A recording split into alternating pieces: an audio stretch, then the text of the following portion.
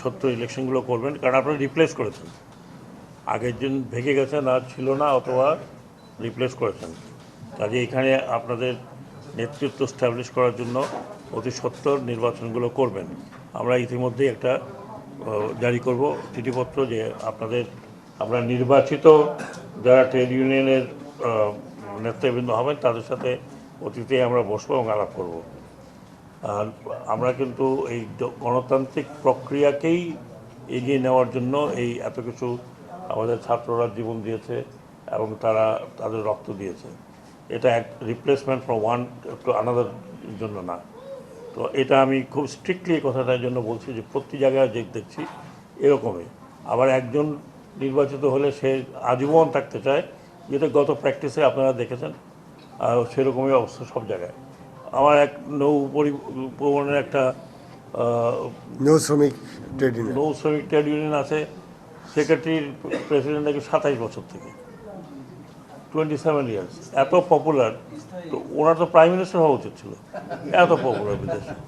এখন এটাকে আবার যখন আমি ভাঙতে যাব তখন আবার কোর্টে আবার নো স্ট্রাইক করে কী করে, আমি বলছি নো স্ট্রাইক করো, যা করছি তাই করো। এগুলো দিয়ে অন্তত আমাকে থ্রেট দেওয়ার কোনো কারণ নেই। স্ট্রাইক করো, তোমার না খেয়ে থাকো, আমার কী অসুবিধা। এইগুলো আপনারা আশা করি এই প্র্যাকটিস থেকে বেরোবেন। আর আপনারা যে কথাগুলো বলেছেন প্রত্যেকটি বিষয় কিন্তু পুরনো এখন আমার কাছে, কারণ এর উপরে অ্যাকশন হচ্ছে অলরেডি।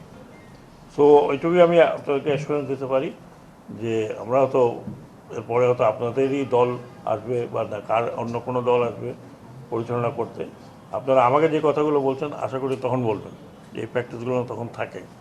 কারণ এখানে আমি অলরেডি অনেক চেক ঢাকাতে বিতরণ করেছি, এখানে করছি, আসার পরের থেকে তাই করছি।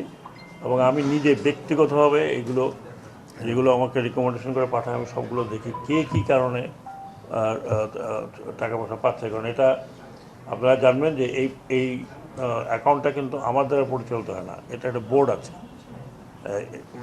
এই বোর্ডের সম্মতিক্রমে এই অ্যাকাউন্ট পরিচালিত হয়। আমার ইচ্ছা মতো আমি বললাম একে 10 লাখ দাও, ওকে 5 লাখ দাও, এটা কখনোই হয় না। এই decision is taken by the board. তারপরে মন্ত্রণালয় যেটা করে সেটা অ্যাসেস করে দেখে তার কতখানি কী দরকার এবং লিমিট কতখানি আছে, কতখানি আমরা দিতে পারি। আমি আপনাদেরকে এইটুকু অ্যাসুরেন্স দিই যে এখন যে লেবার মিনিস্ট্রি বা শ্রম মন্ত্রণালয়, এটা কিন্তু আগের সাথে তুলনা করবেন না। আগে কি ফ্যাসিবাদী ছিল না কি ছিল, তারা কী করছে, ওটাকে আমাদের ভুলে যেতে হবে। ওটা বারবার ওইটা নিয়ে লাভ নেই।